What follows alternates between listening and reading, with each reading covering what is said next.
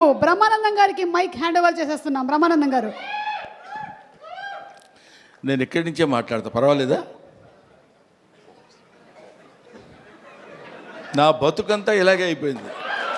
40 సంవత్సరాల క్రితం ఇలాగే వెనక నుంచి తోశారు, ఇప్పుడు ఇక్కడికి వచ్చి పడ్డాను. ఇప్పుడు ఏంటి ఒక్కొక్కళ్ళు ఎంతసేపు మాట్లాడుతున్నారో అనుకున్నా. నేను ఎంతసేపు మాట్లాడతానో నాకు తెలియదు. ఎందుకంటే నా వెనకున్నది, నా ముందున్నది, నా పక్కనున్నది, నా చుట్టూ ఉన్నది మా చిరంజీవి గారు. కాబట్టి ముందు గుర్తుపెట్టుకొని చెప్పాల్సిన కొన్ని మర్చిపోయినా పర్వాలేదు, కానీ గుర్తుపెట్టుకొని చెప్పాల్సిన విషయాలు కొన్ని ఉన్నాయి. ఈ సినిమాకి ప్రొడ్యూసర్ మిస్టర్ రాహుల్ యాదవ్. ఈయన వచ్చి నాకు స్టోరీ చెప్పినప్పుడు నేనేమన్నాను, వాళ్ళు ఏమన్నారని అందరూ చెప్పారు. అర్థం కాకుండా మా డైరెక్టర్ గారు కూడా చెప్పారు, ఏ మాటగా మాటే. కానీ మేమందరం కలిసి కూర్చుని చేసేటప్పుడు ఒక ప్యాషన్ ఉన్న ప్రొడ్యూసర్.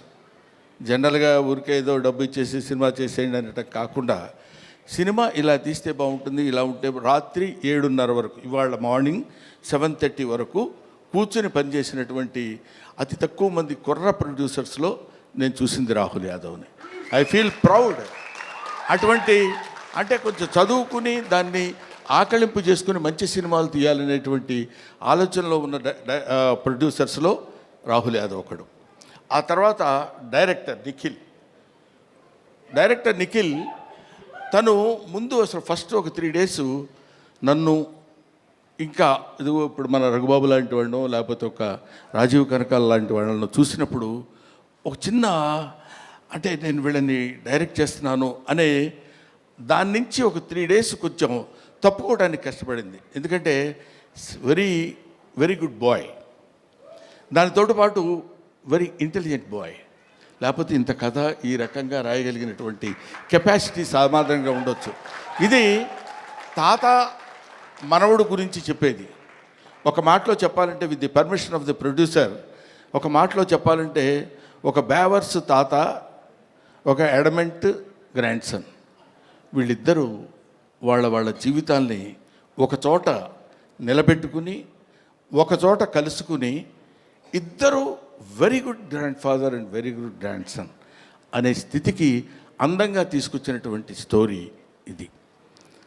తర్వాత ఇది వ్యాలంటైన్స్ డే రోజున రిలీజ్ చేస్తున్నాం అన్నారు. వ్యాలంటైన్స్ డే అంటే ప్రేమికుల దినోత్సవం.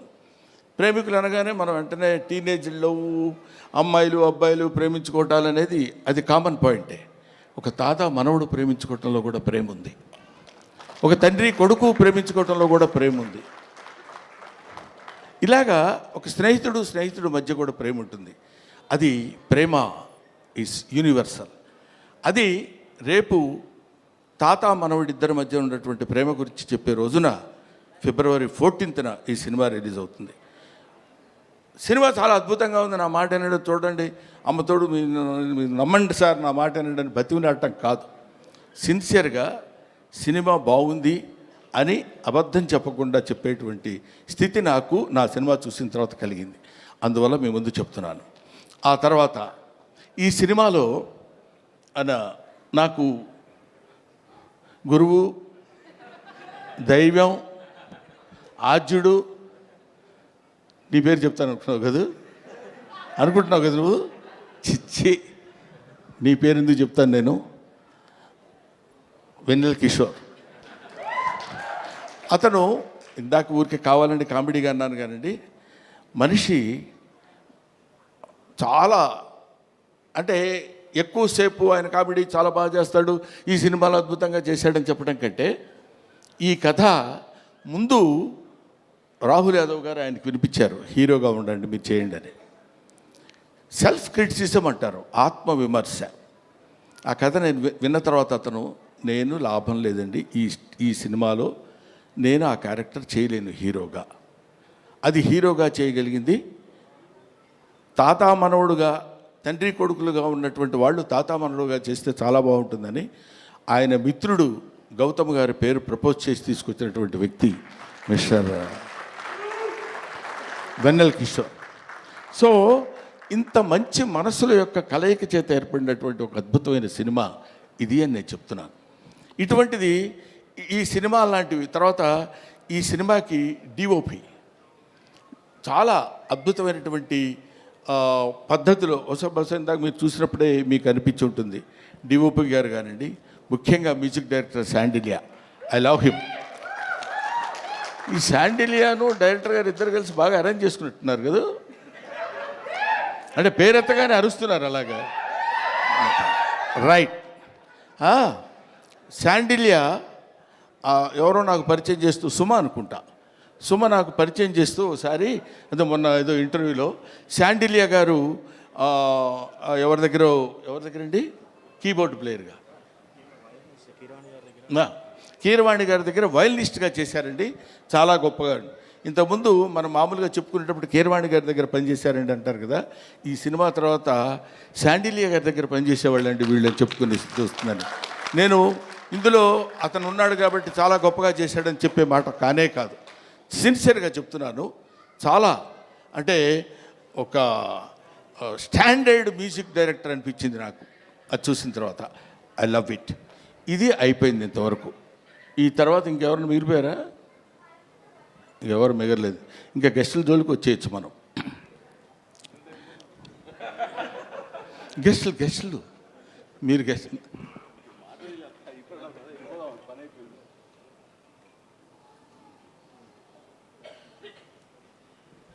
అది ఇప్పుడు అనిల్ రావిపూడి మా అబ్బాయి చెప్పాడు ఇందాక, ఈవీవి సత్యనారాయణ గారు ప్లస్ జంజాల గారు ప్లస్ ఎస్వి కృష్ణారెడ్డి గారు ప్లస్ రేలంగి నరసింహారావు గారు వీళ్ళందరినీ ఒక మిక్సీలో వేసి గిర్రుని తిప్పితే అనిల్ రావిపూడి.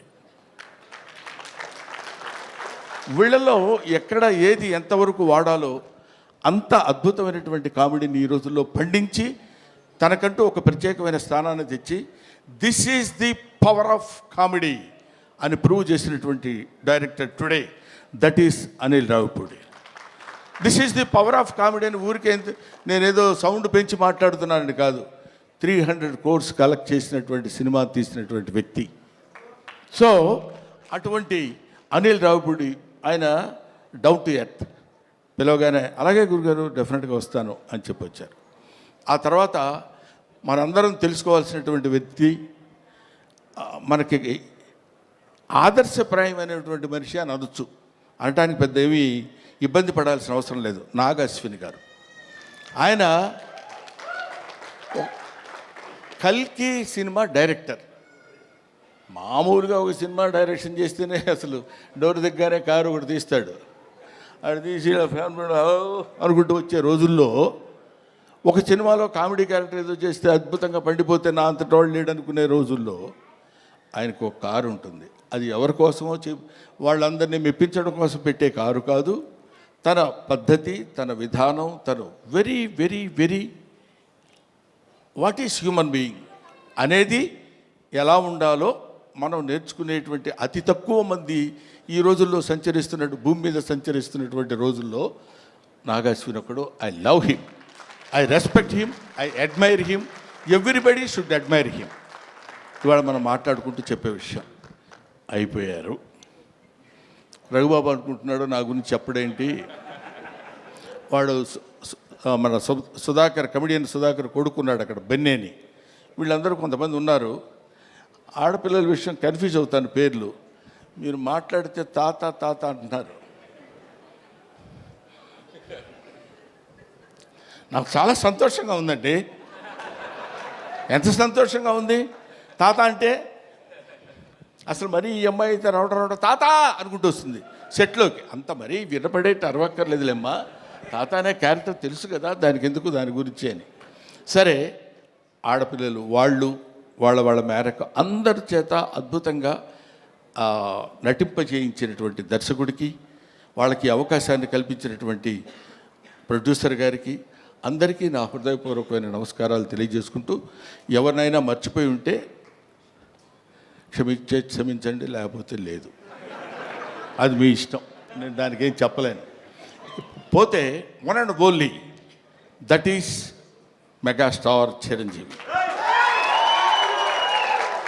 మెగాస్టార్ చిరంజీవి గారి గురించి కోర్స్ ఆయన గురించి మాట్లాడటానికి నా ఒక్కడికే క్వాలిఫైడ్ మ్యాన్ అనుకుంటున్నాను. నేను 40 సంవత్సరాల సుదీర్ఘమైన ప్రయాణం ఆయనతో, నా 4 decades. ఆయన ఖైదీ సినిమా చూడటం కోసం భీమవరంలో, అప్పుడు అత్తిలి కాలేజీలో లెక్చరర్గా చేసేవాడిని.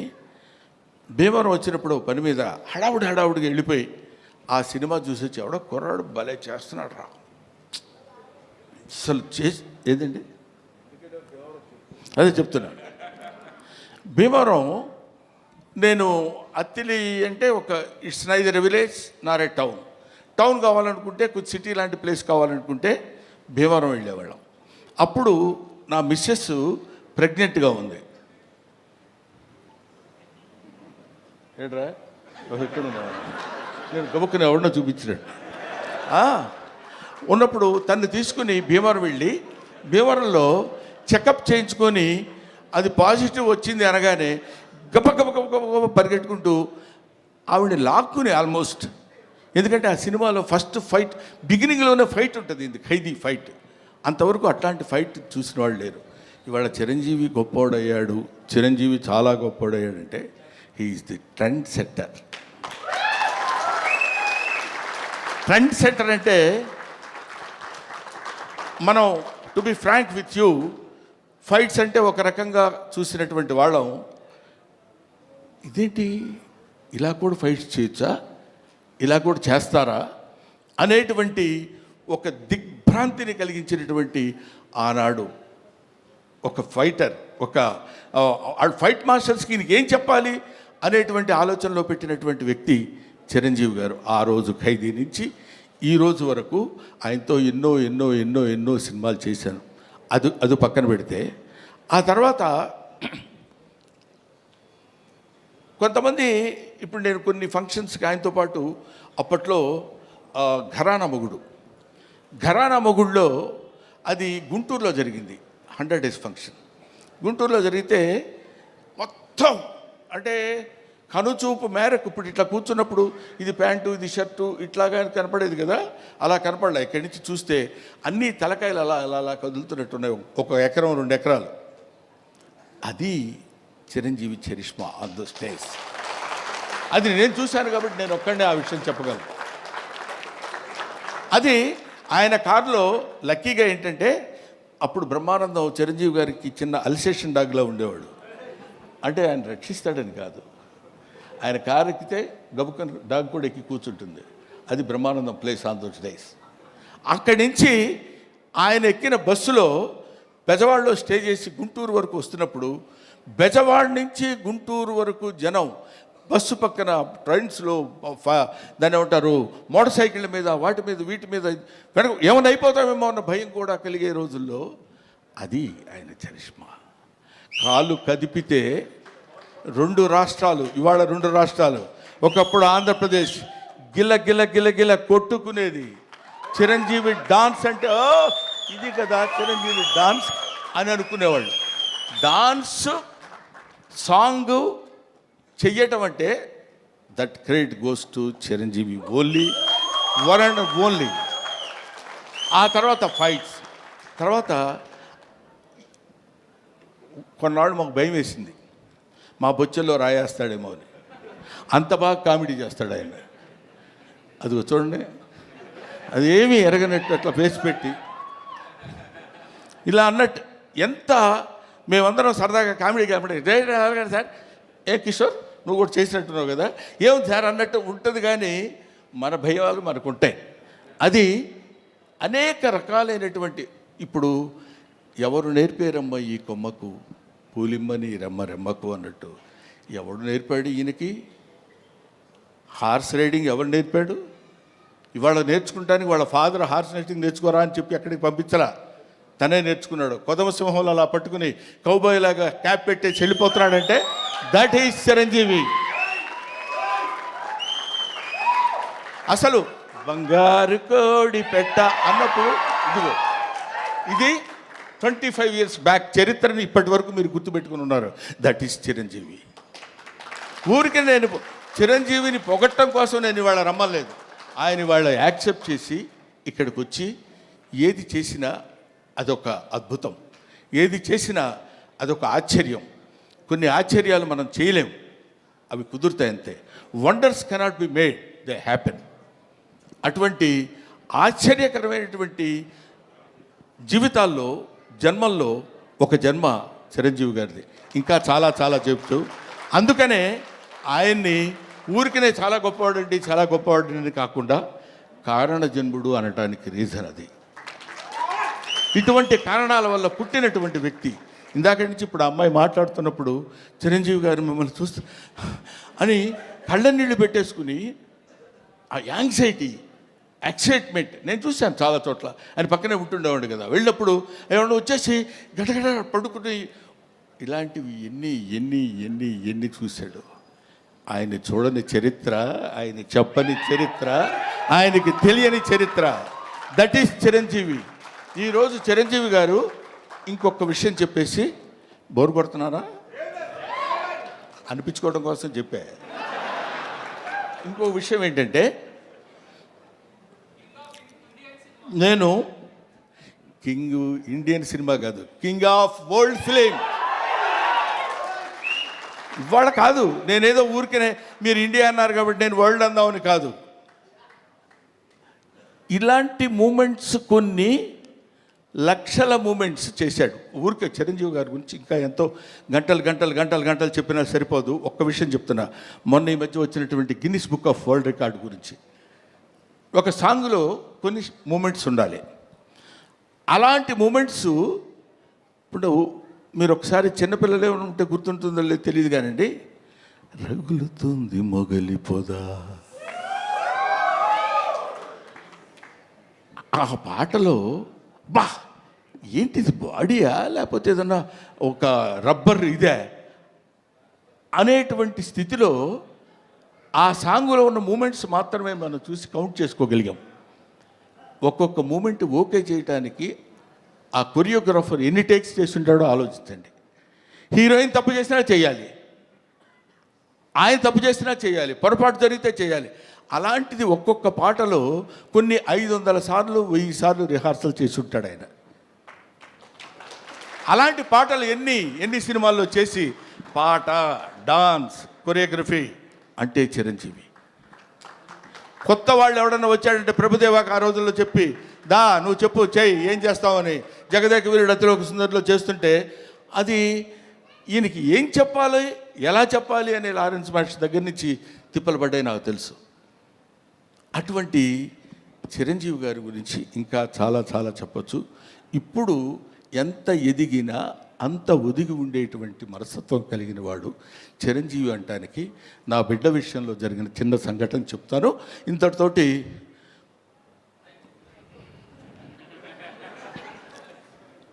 నేను ఈ సినిమాకి చీఫ్ గెస్ట్గా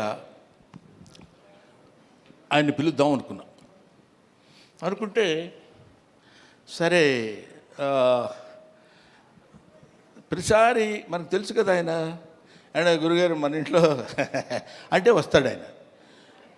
వీడి ప్రతిదానికి ఎక్కడ ఏదైనా రండి అంటాడేంటి అని అనుకుంటారేమో అనే ఆలోచనతో కొంచెం తటపటాయించా.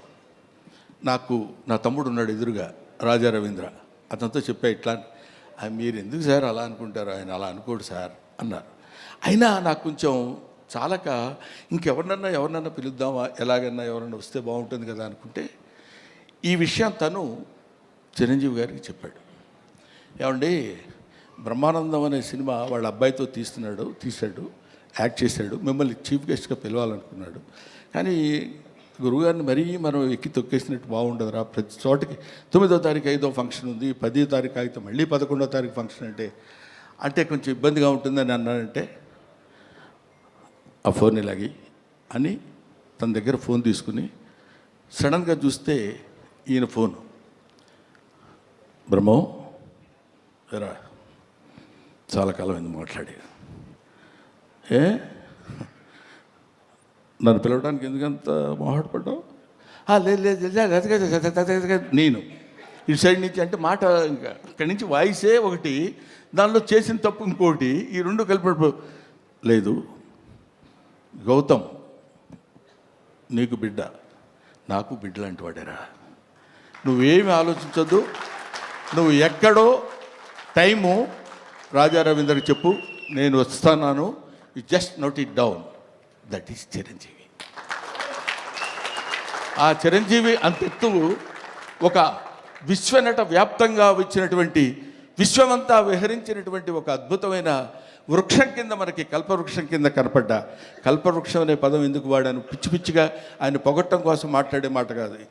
ఎంతమంది వెళ్ళి చేయి జాబడిగితే ఉత్త చేతులతో పంపించిన వాడు కాదు చిరంజీవి, అది తెలుసు. అవన్నీ పక్కన పెడితే ఎవడు బాధ అంటే, ఆయన పాపం బోళా శంకరుడు అని నేనంటే ఒకసారి తిట్టాడు, నన్ను మామూలుగా తిట్టలేదు. అరే ఏం బోళా అంటే అన్నారు. ₹1,00,000 వెళ్ళి అయ్యా కొంచెం దానం చేయండి అన్నారు అనుకో, అరే వీడు నన్ను మోసం చేయడానికి 1,00,000 అడుగుతున్నాడు రా, వీడికి 50 ఇచ్చి పంపిస్తాను. కానీ వాడికి తెలుసు వాడికి కావాల్సింది 50. అంటే ఇచ్చేటువంటి గుణం అలా ఉందంటానికి, ఇంత మనం చూస్తున్నటువంటి చిరంజీవి ఇంత గొప్పవాడు, ఇంత గొప్పవాడు, ఇంత గొప్పవాడని మనం అనుకుంటానికి, అంత విస్తరించినటువంటి ఆ చెట్టు ఎన్ని దశాబ్దాలుగా భూమితో పోరాడి పోరాడి పోరాడి తను భూమి నిండా విస్తరించుకుని పోయి, అది మనకి కనపడదు. ఆయన పడినటువంటి శ్రమ మనకి కనపడదు. ఆయన భూమిలో విస్తరించడానికి తన వేళని ఎలా అయితే లోపలికి పంపించుకున్నాడో మనకు తెలియదు. పైకి కనిపించినటువంటి ఒక అద్భుతమైన వృక్షం మాత్రమే కనిపిస్తుంది. అటువంటి మన 2 రాష్ట్రాలకి, మన భారతదేశానికి, లేకపోతే మన ఇంకొక ఇట్లాగా హద్దులు ఉన్నటువంటి వ్యక్తి కాదు చిరంజీవి. హద్దులు లేనటువంటి అమితమైనటువంటి మహనీయుడు చిరంజీవి. ఆయన వచ్చి ఆ రోజు నన్ను ఎట్లా అయితే చెయ్యి పట్టుకుని, మొట్టమొదటిసారి నేను విమానం ఎక్కింది ఆయన తీసుకెళ్ళినప్పుడే, నాకు తెలియదు అంతవరకు. చెయ్యి పట్టుకొని ఫ్లైట్ ఎక్కించి తీసుకొచ్చారు. ఇవాళ నా బిడ్డని చెయ్యి పట్టుకుని ఇప్పుడు ఈ విమానం ఎక్కిస్తున్నారు. Thank you very much, thanks a lot. Thank you Brahmanandam garu. And పళ్ళ సెట్ ఊడిపోద్ది. Thank you. విబిజి రాజు గారిని వచ్చి ఒక గిఫ్ట్ హ్యాంపర్ని ప్రజెంట్ చేయ